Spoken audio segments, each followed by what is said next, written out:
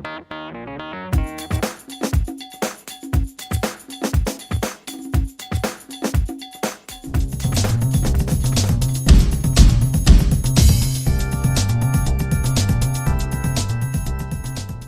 Neil because he makes quizzes for every CE, and I use them so I don't fail.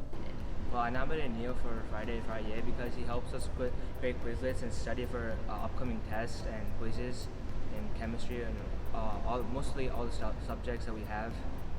It's nice that he does that for everybody so I don't fail. We don't fail. It helps us get better grades than what we can get, and it's really helpful. And it's really kind of him to make Quizlets and study guides for us. We know that around Jasper, Jaguars are doing great things every single day. Help us celebrate those amazing things by submitting Friday nominations to bit.ly/Friday. Happy Friday. Good morning, Jasper. Hey, want to take a few moments to talk about safety again. In the very near future, we're going to host a lockdown drill during block lunch. This drill is going to be very similar to what we did during passing period. And the reason it's similar is there's no specific instructions. It is, you have to adapt to the situation based on where you are and when the drill is called, and maybe some other factors. And so again, we're going to use that same guideline to where if you're in a classroom, whether it's a student or a teacher, you're going to somebody approach the door, we're going to pull the magnet, we're going to make sure that door comes closed, we're going to sweep the area, look for anybody that could get shelter behind your door, get them into the classroom, and then pull it closed. And once it's closed, we're going to keep it closed. If you're caught in a common area and all the doors around you are closed, your job is to find a door that hasn't been closed or find your best option. It might be hiding in the bathroom, it might be behind a corner, tucked away, doing your best to get out of sight. But the real key to this is reacting as soon as you recognize that a lockdown has been initiated. And speaking of initiating a lockdown, we're implementing a minor change to our lockdown procedure. We're still going to use the same language: locks, lights, out of sight. Lockdown, locks, lights, out of sight. We've also in the past used a bell tone to kind of help make sure that the announcement is heard, and we are changing that, and we're going to use that bell. And so as we use that bell, we got some feedback that the bell tones that we were using weren't quite audible enough, that people weren't hearing them throughout the building, but that this bell was more audible throughout the building no matter where you are. So we're using that bell for our lockdown drill. The other thing that we're going to implement this time is a bunch of questions that we've gotten from staff and from students about lockdown procedures in the past. Big question is, again, what do we do if we're outside, or what do we do? Are we allowed to exit the building and things like that? First off, I have to tell you, the safest place to be is behind a locked door. The statistics are just there. They just say that behind a locked door, you are exponentially safer than any other option. That means even leaving the building.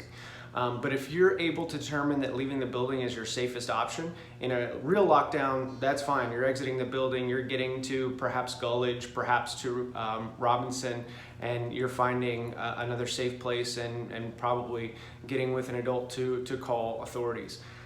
In a lockdown drill, what we'd like to do is we'd like to keep everybody on campus. And so what we are going to add this time is a outdoor space. So if you're outdoors and a lockdown is initiated, you should be leaving campus. And so what we're going to do is we're going to simulate that by getting to the tennis courts. During this drill, nobody has permission to leave the grounds of Jasper. But again, if you're outside, you're going to simulate that by making your way to the tennis courts. So again, some common questions about this block lunch drill is, where do I go?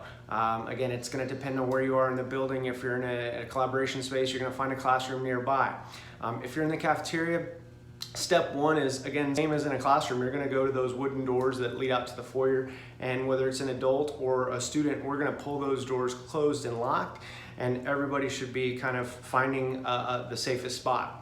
In the cafeteria, the roll doors are going to come down in the lines, and we want as many students behind those rolled metal doors as possible.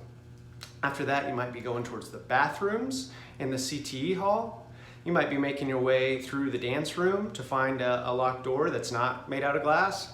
And then we might be moving towards the stage. The librarians have an excellent plan. We've worked with them to make sure that they have a clear guideline for anybody in the library, and so we're going to follow that procedure. Same thing with the gym. Those are the biggest places we see large groups of students. If you're in the foyer, again, it's going to be beelining either inside the cafeteria, depending on where the thread is, or to a classroom up the halls. We're adding a pretty intense kind of multiplier to this drill. And so we're actually going to simulate a threat, and it's going to be in a very non-threatening way. What we're going to have is we're going to have an adult dressed like this that's walking through the building. And this person is designed to show you and visualize where in the building a threat is during the lockdown. And so as a result, you should respond to kind of getting out of that area, away from that threat, as if that was a threat coming towards you.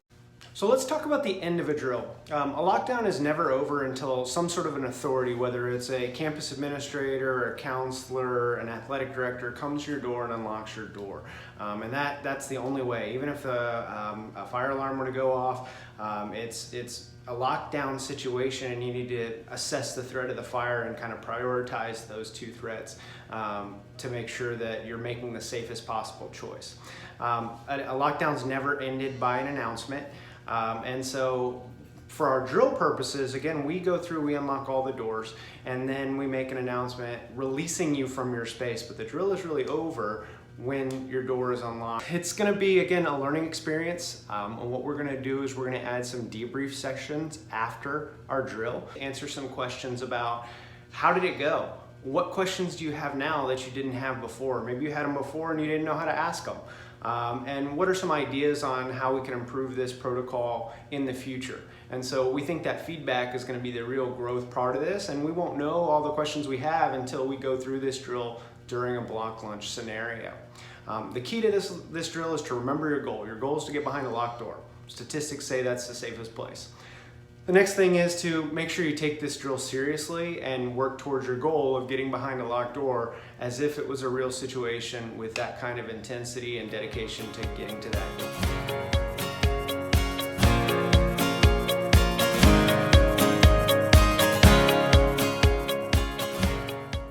Happy Friday, Jasper Jags! Here are your announcements for the day. Jasper GSA, please come to our next meeting today, Friday, during B Block in room 2036. Everyone is welcome to join the fun. It's time to get your mum on. Homecoming mums and gardeners are now on sale during block lunch.